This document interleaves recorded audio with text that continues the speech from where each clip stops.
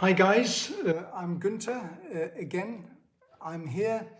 Well, guys, I say guys, but I will not exclude the ladies. The ladies are more important in the small and medium businesses than any time before. And I would like to say that the last tendencies are in the knowledge business. That is a big wave which is coming. I'm seeing it. Knowledge industry, which is certain experiences you as an individual have gone through, and you have figured out how to do things better, or how to overcome obstacles you have gone through life. And you can do this sharing to others. I would say even that you have the obligation to share this with the others. That is part of your legacy, what you have to give to others, to help others to not to go through the same valley where you have gone through, but rather to build a bridge over this valley so that they don't have to go through all the difficulties you have figured out to go through. You have figured out a bridge, so show them the bridge. So these are knowledge industry. These are so an example. A doctor knows a lot about diseases, right? But he knows it from his studies. Whereas an individual person may have gone through a disease, through own experience, figured out all the difficulties, all the different ways to go out of these and to end up in an exit without going out. So they have all these experiences accumulated, and they know exactly where to go and where not to go. So individuals are better placed to teach you with regard to this certain niche, this certain disease, or this whatever business model it is. What is the best way to come to the goal? And this is an industry which is building up now. So individuals and women in particular, that I'm coming through to my beginning, they are well placed in order to give this knowledge to others away for free or not for free. So a business model could be, a small business could be that you make courses in order to teach others how not to repeat faults which you have gone through and which you could have been avoided if others have given you that knowledge. Now, this was a small excursus. I'm passionate about it, so I wanted to share it. But we are talking today about the single market of the European Union, and what does it entail for business coming from abroad, so not from European parts, but from Africa, America, or Australia, or Asia. Single market, after the World War II, the European powers were on struggle. Well, just before they were on struggle, they were on war against each other, and we wanted to avoid this in the future, so we created something like an economic cooperation between countries, 6 countries in the beginning, others joined. Today we are 26. So we started out in economic cooperation, which ended up into a kind of single market that was in 86 already, and into a common currency, which was in 2004, I think. So we are now here in 2021, where we want to show you where we have come to.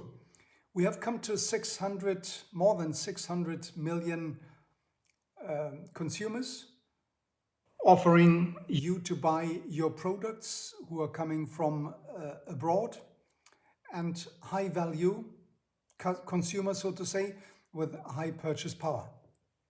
That is what you want to know in order to place your products, right?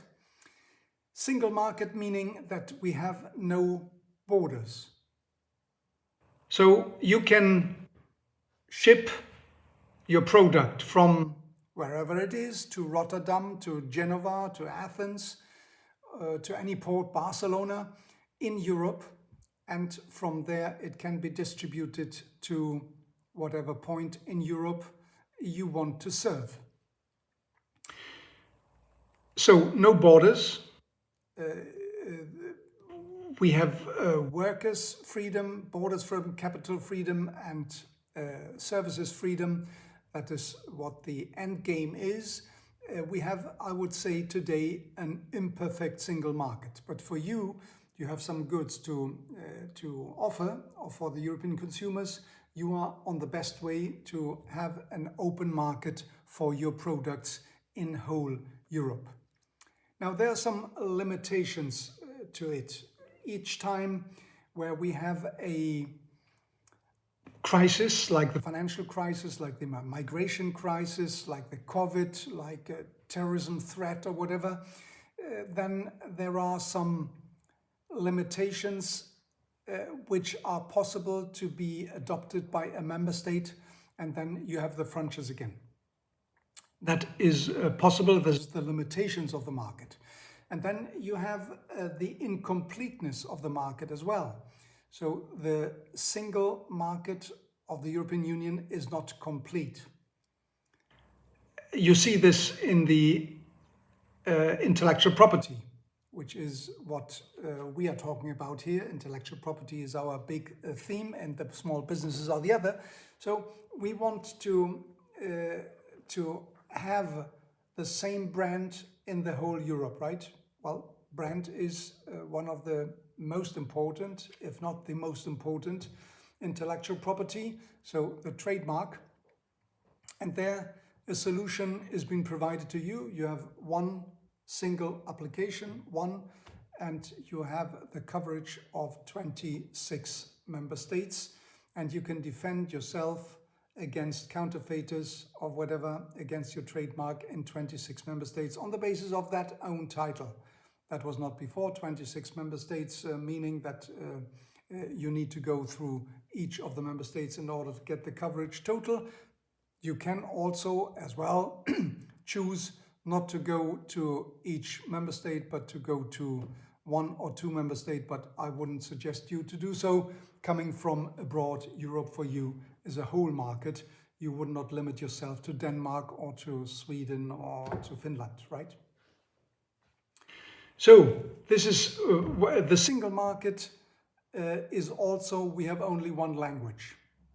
That's not true, right? No, that is not true, no. I'm speaking English to you, I'm German, but it is not that all people in Europe speak German or speak English or speak Swedish or speak Dutch or Spanish or whatever. No, we have still the language barrier existing in Europe. And if you come from Argentina, which is, I don't know, as big as Europe probably, so you would not understand how is it possible that so many 23 languages exist within the European Union of 26 member states. And even so, there are also some local languages like in Spain or like in Ireland, which also want to become an official language of the European Union, or which need some protection or need some boost in order to not get lost. And they are very fiercely defended by certain minorities. So it is incomplete, it is imperfect, it is limited, but I think for the business you are in, what is the goods business, I think you're already good. Now let's talk a moment about the digital single market, which is also a strategy of the European Union in order to come to it. And again, we are in an imperfect situation. But there are some, I would say, initiatives which go in the way to adopt a kind of digital single market, and which has to do about e-commerce and e-business, and not having to care about franchise. So you can, through internet, buy something in Germany, whereas you are in Spain or in France or in Sweden. So that is a possibility which exists, and it is a kind of struggle where to pay taxes. That is the issue within the European Union and about the world. The G7 lately they met in Cornwall in England in order to get a minimum tax for multinational companies of 15% or so, in order to avoid that these countries take profit of any tax construct and pay less. So it is a kind of that which is important for the digital single market. But the digital single market, in fact, it exists in the sense that everybody in Europe can, through internet, buy goods which are located in other countries, or through a website which is located in other countries. So this is quite okay so far. It is not okay for other issues, but you don't bother about these issues. I want to give you a high-level approach. This is a TED Talk, high-level approach on what is for you important in Europe. So I think that's it for today, a small TED Talk on the single market. The next time I will talk you through about what is the, IP. What does it mean, IP in Europe? That is for the next time. So keep up, be lucky, be happy, and once again, congratulations for a small business. You are one of the good people who take action, who want to change the world, who want to give something from your passion to others, although paying. But it's good. It's good to improve the life of others and take action on that. So thank you for being here, and see you soon.